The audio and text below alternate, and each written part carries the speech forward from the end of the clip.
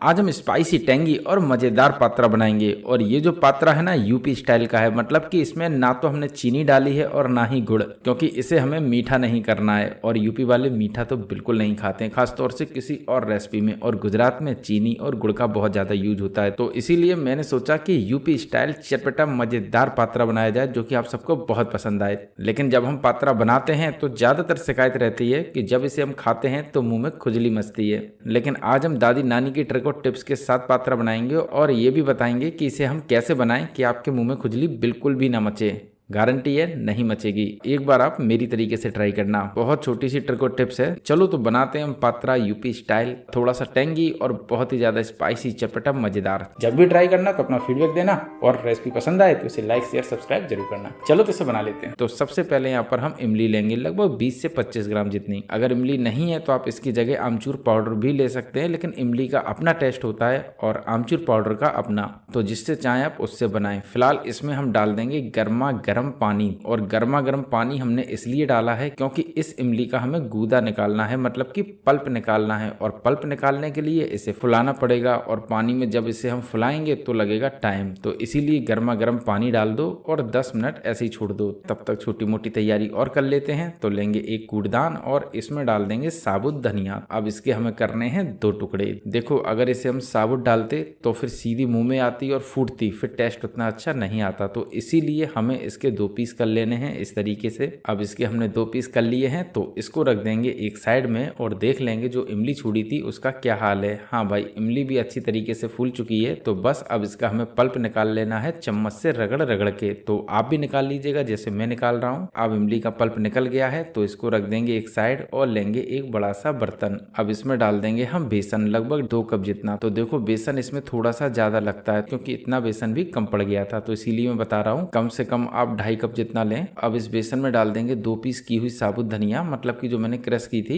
इसी के साथ डालेंगे थोड़ी सी कलौंजी, तो लगभग 1/4 चम्मच से भी कम होगी। इसी के साथ डाल देंगे इसमें अजवाइन, तो लगभग 1/4 चम्मच जितनी ये भी होगी। इसी के साथ डालेंगे इसमें कसूरी मेथी। तो देखो, सिर्फ आप इसमें कलौंजी को ही अवॉइड करिएगा, बाकी के सारी चीजें डालिएगा, क्योंकि अरबी के पत्ते थोड़े से बादी होते हैं। तो उसकी बादी खत्म करने के लिए ही हमें अजवाइन और ये कसूरी मेथी डालनी पड़ती है, तो आप जरूर डालिएगा। इसी के साथ डाल देंगे इसमें आधी चम्मच जितनी धनिया पाउडर, और लगभग उसी क्वांटिटी में डालेंगे गरम मसाला। इसी के साथ डाल देंगे आधी चम्मच से कम लाल मिर्च पाउडर। अब इसमें हम 1/4 चम्मच से थोड़ी सी ज्यादा हल्दी पाउडर भी डाल देंगे। इसी के साथ इसमें नमक भी डाल देंगे, तो नमक स्वाद के अनुसार डालिएगा। अब इसमें हमने सारे मसाले डाल दिए हैं, तो हरी मिर्च भी काट के डाल देते हैं। तो लगभग मैंने यहाँ पर 3 हरी मिर्च ली है और इसको बिल्कुल छोटा छोटा काट के डालेंगे। तो जो भी चीज आप डालें वो बिल्कुल छोटी छोटी काट के ही डालें, इसी से इसका स्वाद बढ़ेगा। अगर आप बड़ा बड़ा डालेंगे तो बड़ी सी मिर्च मुंह में आएगी और इसका स्वाद बिगाड़ेगी। तो इसीलिए सब चीजें छोटी छोटी काट के डालो। हाँ, यहाँ पर आप धनिया भी डाल सकते हैं, लेकिन मुझे मिली नहीं, मतलब कि मैंने भेजा है तो अभी तक आई नहीं। लेकिन मुझे थी चुल्ले की जल्दी बनाना है, तो इसीलिए मैंने धनिया का इंतजार नहीं किया और डायरेक्ट इसको बनाने लगा। तो धनिया है तो आप डाल दो, वैसे भी बहुत महंगी होती है इस सीजन में। खैर, अब इसमें डाल देंगे हम इमली का पल्प, जो कि मैंने निकाला था, लेकिन उसे डालेंगे इस मोटी सी छन्नी के ऊपर। और अब इमली को अच्छी तरीके से रगड़ेंगे। देखो, जितनी अच्छी तरीके से आप रगड़ेंगे उतना ही ज्यादा पल्प निकलेगा, तो आप बढ़िया तरीके से रगड़िएगा। अच्छा, मैं दिखा देता हूँ, ये देखो, बस इसी तरीके से पल्प निकलता जाएगा। कोई दिक्कत नहीं, बहुत खट्टे हो जाएंगे। आप चाहें तो फिर यहाँ पर आमचूर पाउडर भी डाल सकते हैं अगर इमली नहीं है, लेकिन बाजार में तो ऐसे ही बनाते हैं। खैर, अब हमने पल्प निकाल लिया है, तो अब इन सभी को हम अच्छी तरीके से मिला लेंगे। हाँ, यहाँ पर हमें इसका सेमी थिक घोल तैयार करना है, तो इसीलिए इसमें पानी थोड़ा थोड़ा करके डालेंगे।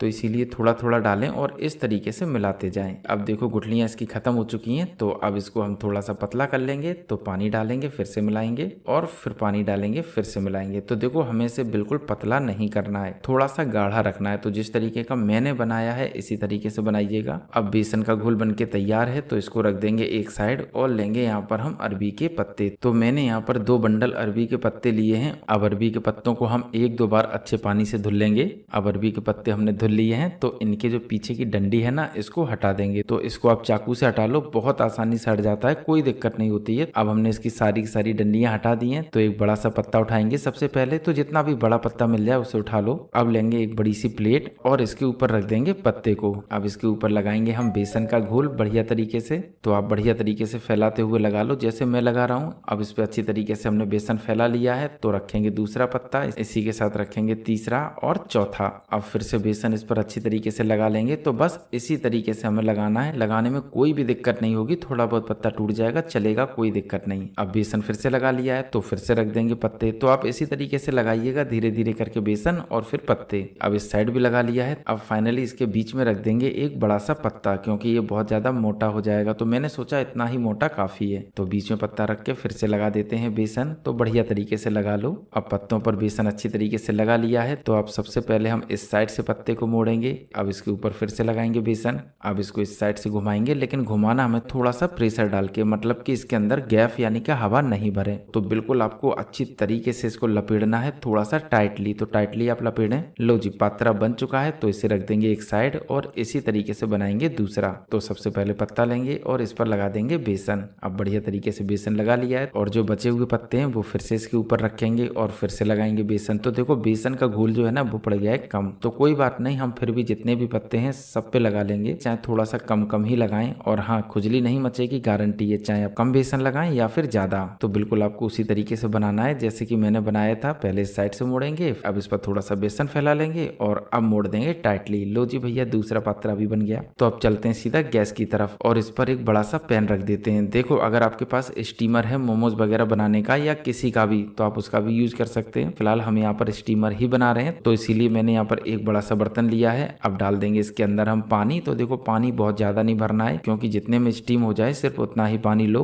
अब इसके ऊपर लेंगे ये छेदों वाली चलनी, जो कि सबके घर पे होती है, तो इसीलिए यही वाली चलनी हम ले रहे हैं। अब इसको इसके ऊपर रख देंगे और अब एक इसका ढक्कन लेंगे बड़ा सा और इसको इसके ऊपर ढक देंगे। बस बन गया स्टीमर। अब इसको हम ऐसे ही छोड़ देंगे 2 मिनट के लिए। लगभग 2 मिनट हो चुका है, तो खोल लेते हैं। ये देखो बढ़िया सी भाप ऊपर आ रही है, इसका मतलब कि स्टीमर है तैयार। तो अब इसके ऊपर रख देंगे पात्रा। देखो मैंने यहाँ पर तेल वगैरह नहीं डाला, तो आपको भी नहीं डालना है। अगर ये अच्छी तरीके से पक जाएंगे तो अपने आप छूट जाएंगे, कोई दिक्कत नहीं। अब इसको हम ढक देते हैं और कम से कम 15 से 20 minute medium to low flame पर ऐसे ही छोड़ देते हैं। लगभग 20 मिनट हो चुका है, तो इसे हम खोल लेते हैं। देखो भाई पात्रा भी बढ़िया तरीके से पक चुका है। तो बस अब दोनों पात्रा निकाल लेंगे एक प्लेट में। अब देखो जिसमें बढ़िया तरीके से मैंने बेसन का घोल लगाया था वो तो बढ़िया तरीके से निकल गया, लेकिन जिसमें मैंने कम लगाया था उसे निकालने में दिक्कत हो रही, क्योंकि उसके अंदर है गैप। तो गैप की वजह से उठाने में हो रही है दिक्कत, लेकिन हम तो उठा ही लेंगे चाहे जितना भी गर्म क्यों ना हो। तो हम उठा लेते हैं इसको सावधानी से। लो जी, पात्रा बन चुके हैं। तो अब इसको 5 मिनट ऐसे ही छोड़ देंगे ताकि ये ठंडे हो जाएं और काटने में दिक्कत ना हो। तो 5 मिनट आप भी छोड़ दो।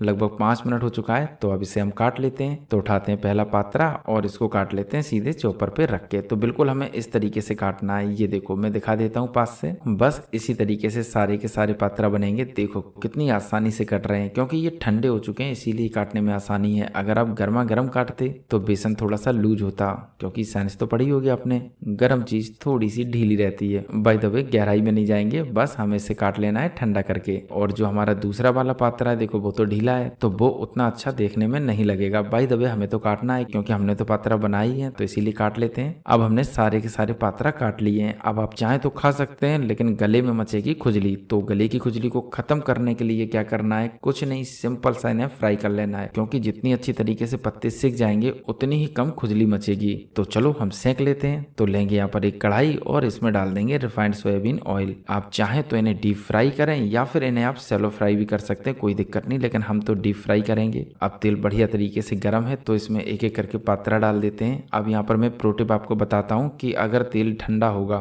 तो फिर पात्रा में तेल बहुत ज्यादा चला जाएगा और फिर आपको मजा नहीं आएगा, और फिर जब आप खाएंगे तो कहेंगे बहुत तेल घुस गया। तो तेल को घुसेड़ना नहीं है, तो इसीलिए गैस की फ्लेम को मीडियम टू हाई रखना है, मतलब कि अच्छा खासा तेल गर्म हो और उसमें आप पात्रा डाल दें। तो बस हमें मीडियम टू हाई फ्लेम पर इन्हें सेकना है और इन्हें बार बार चलाना नहीं और बहुत ज्यादा नहीं चलाना है, क्योंकि ये टूटने लगेंगे और फिर आप कहेंगे टूटे फूटे पात्रा मिले। खैर हमें तो कोई दिक्कत नहीं, हम तो बढ़िया तरीके से निकाल लेंगे। पात्रा सिक चुके हैं तो इन्हें निकाल लेते हैं। ये देखो गैस की फ्लेम थोड़ी सी स्लो थी, इसीलिए पात्रा फट गए। तो मैंने जो प्रो टिप दी है उसको ध्यान रखिएगा, पात्रा बिल्कुल नहीं फटेंगे। पात्रा बन चुके हैं, तो बस इन्हें सर्व कर लेते हैं एक प्लेट में। तो सबसे पहले हम पात्रा लगा लेंगे प्लेट में और अब रख देंगे हम चटनी।